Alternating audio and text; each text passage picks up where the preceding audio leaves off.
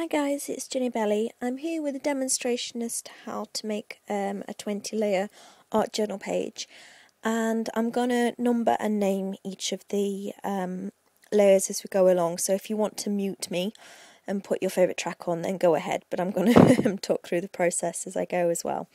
My vision that I had for this journal page is for there to be a lot of interest on the page, a lot of visual stimulation, but for it to not be so overpowering with the layers. So the idea that I'm approaching this with is little and often, like you should have chocolate, little and often is my theory on that. And this is what I'm doing with the gesso, is I'm just layering it very lightly, just kind of a wash, I guess, so that you can see the book pages coming through.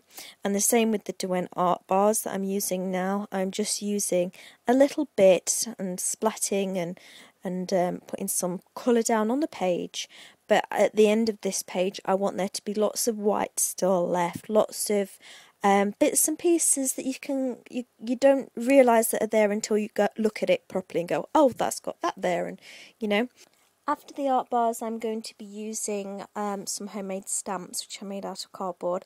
I did do a tutorial on how to make these. All of them that you saw in that box I showed how to make, so I will stick the link to the tutorial below. And I'm just using a very light pearlescent blue here, just like I say, I don't want it as a black or anything that will be too dominant on the page just yet. I'm just building up the layers nice and softly.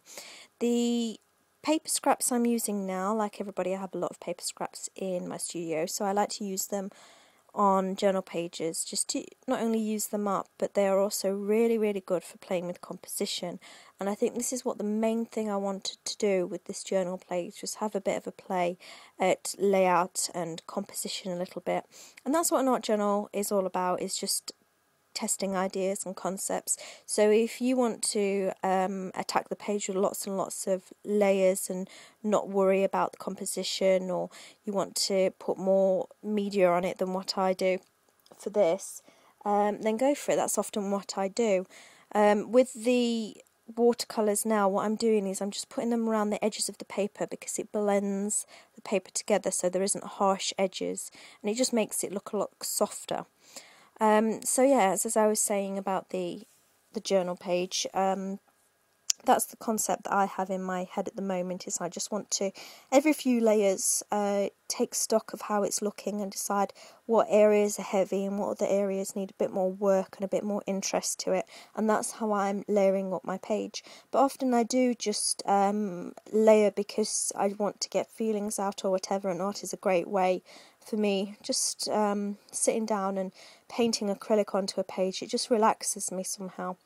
So that's often what I do, and I very rarely have a pre-concept for a page like what I do now. Usually I just sit down and I just go for it. It doesn't really bother me how it's going to end up, or what I'm actually trying to achieve with it, because anything is practice, isn't it?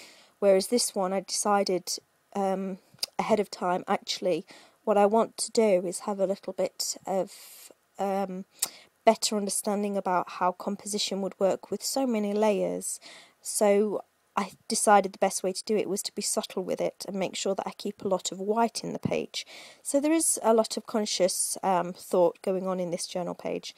Like even all of the layers that you see me do, usually I might just stick them down wherever they lay first, but you will see me as go through this one, think, I want a little bit of this lady wants a little bit of definition, so that's what I'm doing with these crayons, and that sort of thing. So we're going along, and you will see me go back to the same kind of media again and again.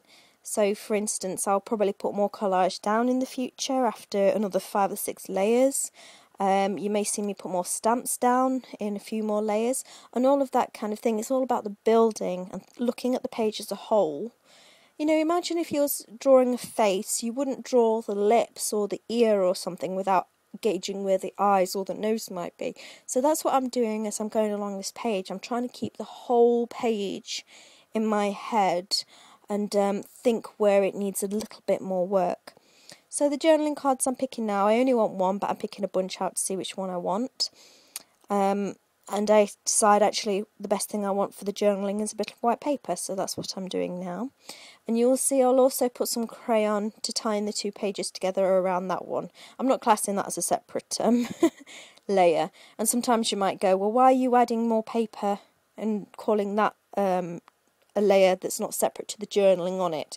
Journaling and journaling cards, to me, you know, that's one layer. So some of these you might see more layers. I group some things together, and you might consider them 2 or 3 layers, but I only really consider it one because it's the next step in my head, I guess. This is how my brain works anyway, is how I'm showing you the process. So I'm adding a raindrop to tie in with the other page again, and a bit of different writing font there. And the rain is purposeful to what the actual page is about. The page is about the Jubilee weekend, and obviously we're in England, so it was raining. And that's what the waves are about there, is about the flotilla that you see next to the Pride raindrop. Those waves, that's because of the Thames pageant. Now that ephemera that I keep putting there, and which is the next layer, is a paper chain. We had so many paper chains here, and banners, and what's the word for them? What's the word for the triangle? The triangle things that you hold up. Why have my brain's gone? Oh no, oh no.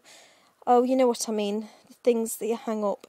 I've completely blanked. Anyway, we had lots of them.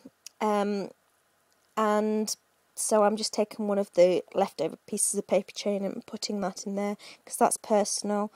Now I'm figuring out where I'm putting these fireworks now, this burst. I'm doing it like that because I was looking at the page going, I need to level it up, so I'm putting those fireworks up the top there to try and even up the page a little bit. So it was more about where I was deciding things needed to be than what was actually there. But the fireworks are representative of the fireworks that happened after the Jubilee concert at above Buckingham Palace, which were amazing, and I really wish I was living in London for that time, because I could probably have seen them from my house where I used to live in London, because they went so high up. So a few mica sprays over there to give it kind of a burst effect. Bunting, that's the word. I can't believe I forgot that. I've even made some bunting before. Oh well, never mind. Some journaling and some doodling, and what I'm going to do next is some ink splats. And I'm mentioning it now because just take a look at the paper scraps that go up on the top right hand side of the page. I'm going to put some ink splats directly below to try and angle the eye up, and I'm going to do the same on the left hand part of the page. You see where the flag is? I'm just doing it kind of leading out from that, just to keep the angles, although it's not very you know, it's not immediately obvious that that's the reason. That is the reason why I've done it. And then I've spilt some. So I'm just going over with a bit of gesso to clean up the mistake. And now I'm looking at some ephemera from the weekend, because sometimes I have a written journal, and sometimes I'll write things about particular events or whatever, and not art journal about it. Whereas this way around, I feel like a few pictures or bits of personal ephemera to me are enough, rather than writing about it. Looking back at this in years to come will remind me of the events clear enough without having to write about them necessarily. So some background stamps now. I'm just going to put them in some places on both pages to tie them together. And finally I'm going to use some glossy accents, and I'm going to put them in the starburst at the top of the fireworks at the top of the left hand page. And that actually, I really like the effect of that. It became really tactile and I just really like the look of it. So I will leave you with some stills of the pages, and I hope you like the video, and I will see you next time. Much love everyone, bye bye.